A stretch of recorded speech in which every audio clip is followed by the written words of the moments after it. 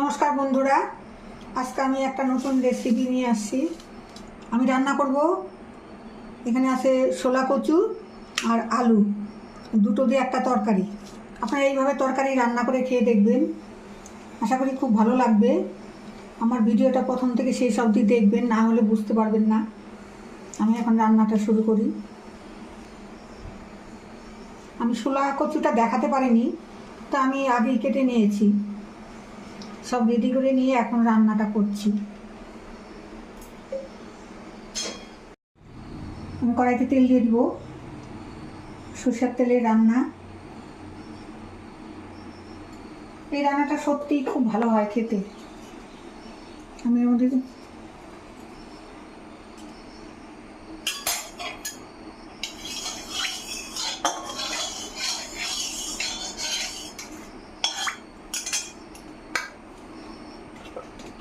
আমি আলুগুলো আগে ভেজে নিব।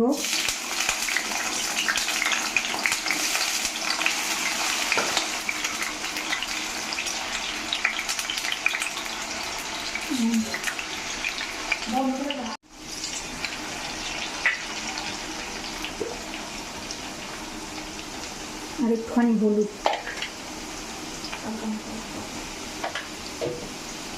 একটু ভাজা ভাজা করে তুলে নেব।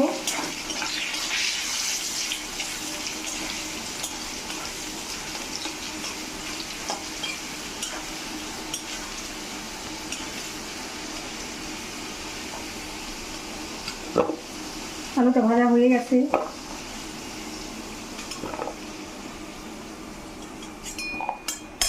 আমি কচুগুলো ওইভাবে ভেজে নিব।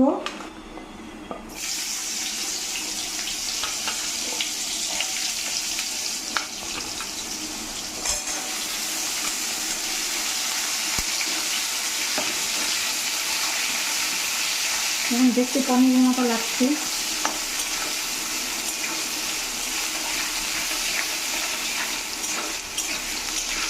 এই তরকারিটা খেলে পনির খাওয়া ভুলে যাবেন একদম।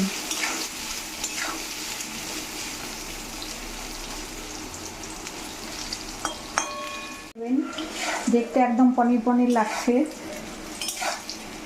বুঝতেই পারবেন না কি খাচ্ছেন। এটা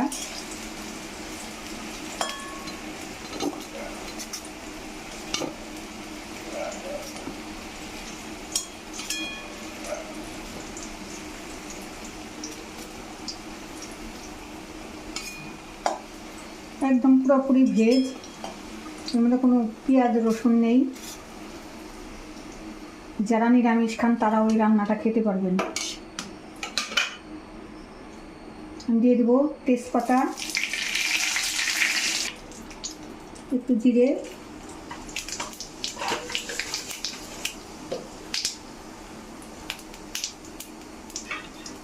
ফোড়নে দিয়ে দেবো দুটো লঙ্কা,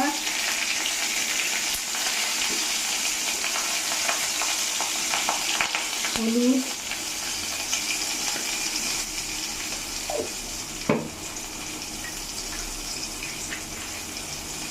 লবণ, দিয়ে দেবো সামান্য একটু জল। আমি যেহেতু গুঁড়ো মশলা, ওই জন্য জলটা আমি আগেই দিয়ে দিলাম। সেখানে আছে ধনে গুঁড়ো, জিরে গুঁড়ো আর কাশ্মীরি লঙ্কার গুঁড়ো, এর মধ্যে দিয়ে দিব।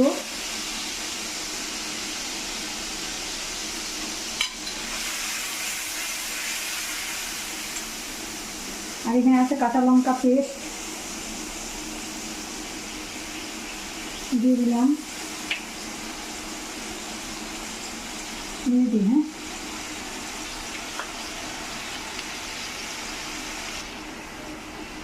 দিয়ে দেবো ফ্রিজে রাখা টমেটো পেস্ট, এখনো পুরোপুরি গলেনি।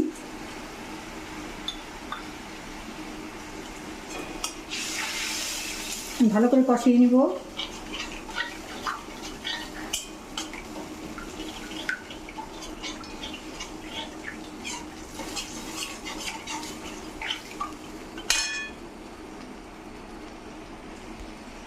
আবার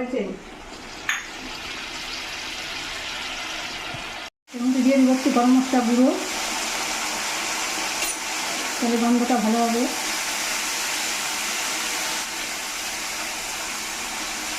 মশলাগুলো কষানো হয়ে গেছে, এর মধ্যে দিয়ে দেবো আমি আলু।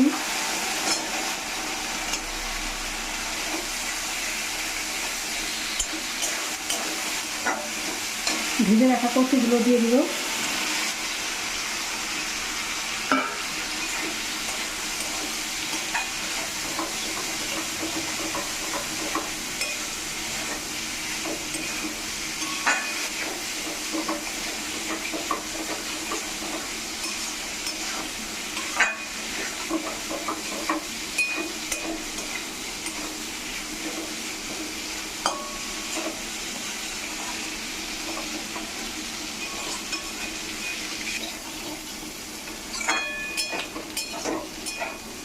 হয়ে গেছে কষানো, এর মধ্যে এখন আমি জল দিয়ে দিব।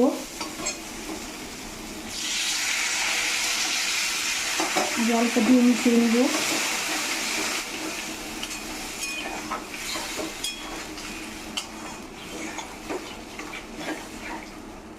আর একটুখানি জল দেবো।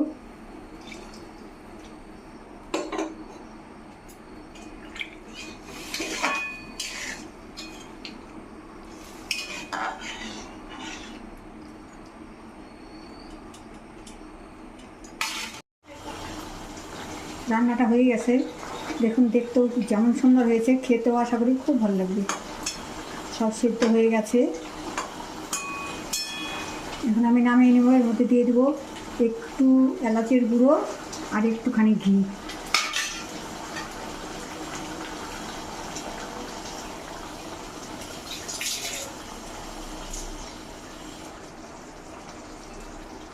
দিয়ে দেবো একটুখানি ঘি।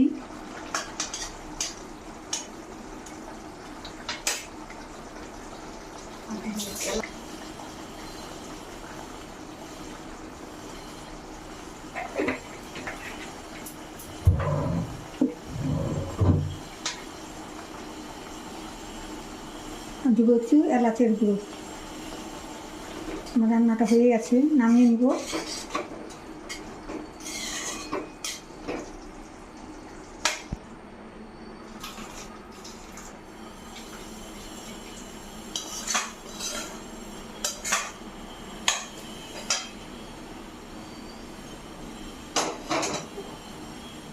সাথে গন্ধে ভরপুর হয়ে গেছে।